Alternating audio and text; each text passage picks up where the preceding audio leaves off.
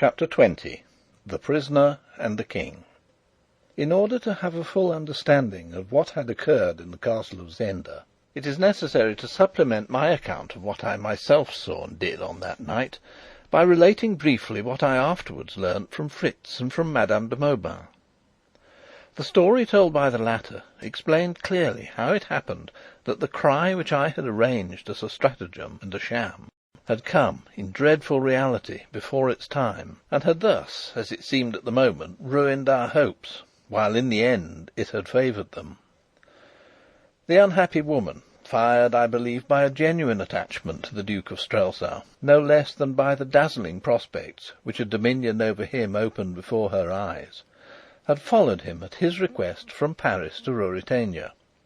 He was a man of strong passions, but of stronger will, and his cool head ruled both. He was content to take all and give nothing. When she arrived, she was not long in finding that she had a rival in the Princess Flavia. Rendered desperate, she stood at nothing which might give or keep for her power over the Duke. As I say, he took and gave not. Simultaneously, Antoinette found herself entangled in his audacious schemes. Unwilling to abandon him, but bound to him by the chains of shame and hope, yet she would not be a decoy, nor, at his bidding, lure me to death. Hence the letters of warning she had written. Whether the lines she sent to Flavia were inspired by good or bad feeling, by jealousy or by pity, I do not know. But here also she served us well. When the Duke went to Zenda, she accompanied him, and here for the first time she learnt the full measure of his cruelty, and was touched with compassion for the unfortunate King. From this time she was with us. Yet, from what she told me, I know that she still, as women will, loved Michael, and trusted to gain his life, if not his pardon, from the King, as the reward for her assistance. His triumph she did not desire, for she loathed his crime, and loathed yet more fiercely what would be the prize of it: his marriage with his cousin, Princess Flavia. At Zenda new forces came into play: the lust and daring of young Rupert. He was caught by her beauty, perhaps. Perhaps it was enough for him that she belonged to another man, and that she hated him. For many days there had been quarrels and ill will between him and the Duke, and the scene which I had witnessed in the Duke's room was but one of many. Rupert's proposals to me, of which she had of course been ignorant, in no way surprised her when I related them. She had herself warned Michael against Rupert, even when she was calling on me to deliver her from both of them. On this night, then, Rupert had determined to have his will.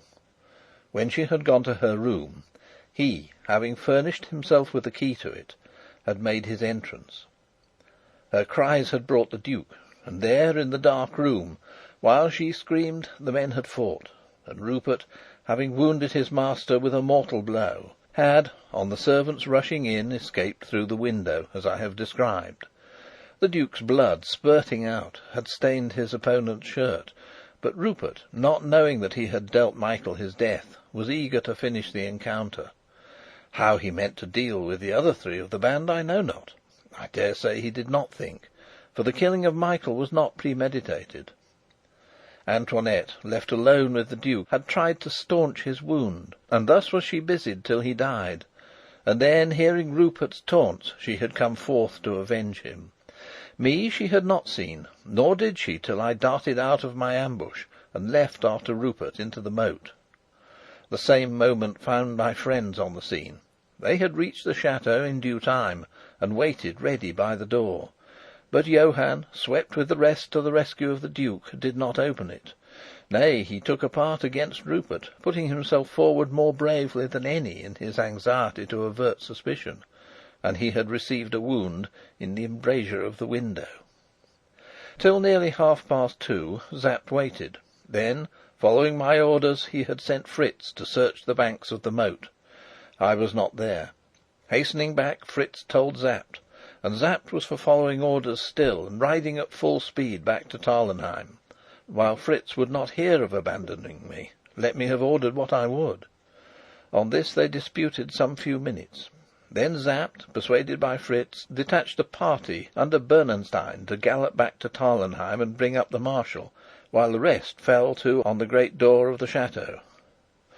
For several minutes it resisted them. Then, just as Antoinette de Mauban fired at Rupert Hentzau on the bridge, they broke in, 8 of them in all, and the first door they came to was the door of Michael's room, and Michael lay dead across the threshold, with a sword thrust through his breast. Sapt cried out at his death, as I had heard, and they rushed on to the servants. But these, in fear, dropped their weapons, and Antoinette flung herself weeping at Sapt's feet, and all she cried was, that I had been at the end of the bridge, and had leapt off. "What of the prisoner?" asked Sapt, but she shook her head. Then Sapt and Fritz, with the gentleman behind them, crossed the bridge, slowly, warily, and without noise, and Fritz stumbled over the body of de Gautet in the way of the door. They felt him, and found him dead. Then they consulted, listening eagerly for any sound from the cells below, but there came none, and they were greatly afraid that the King's guards had killed him, and, having pushed his body through the great pipe, had escaped the same way themselves. Yet, because I had been seen here, they had still some hope. Thus, indeed, Fritz in his friendship told me. And going back to Michael's body, pushing aside Antoinette, who prayed by it, they found a key to the door, which I had locked, and opened the door. The staircase was dark, and they would not use a torch at first, lest they should be the more exposed to fire. But soon Fritz cried, "The door down there is open. See, there is light." So they went on boldly, and found none to oppose them. And when they came to the outer room, and saw the Belgian, Bersonin, lying dead, they thanked God, Sapt saying, "Ay, he has been here." Then, rushing into the King's cell, they found Detchard lying dead across the dead physician, and the King on his back with his chair by him. And Fritz cried, "He's dead!" And Sapt drove all out of the room except Fritz, and knelt down by the King. And, having learnt more of wounds and the signs of death than I, he soon knew that the King was not dead, nor, if properly attended, would die. And they covered his face, and carried him to Duke Michael's room, and laid him there.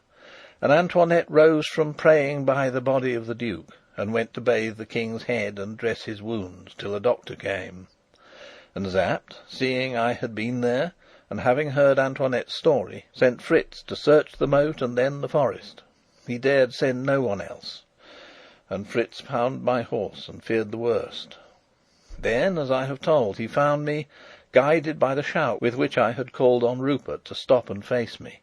And I think a man has never been more glad to find his own brother alive than was Fritz to come on me, so that in love and anxiety for me he thought nothing of a thing so great as would have been the death of Rupert Hentzau. Yet, had Fritz killed him, I should have grudged it. The enterprise of the King's rescue being thus prosperously concluded, it lay on Colonel Sapt to secure secrecy as to the King ever having been in need of rescue. Antoinette de Mauban and Johann the keeper, who indeed was too much hurt to be wagging his tongue just now, were sworn to reveal nothing, and Fritz went forth to find, not the King, but the unnamed friend of the King, who had lain in Zenda and flashed for a moment before the dazed eyes of Duke Michael's servants on the drawbridge. The metamorphosis had happened, and the King, wounded almost to death by the attacks of the jailers who guarded his friend, had at last overcome them, and rested now, wounded but alive, in Black Michael's own room in the castle.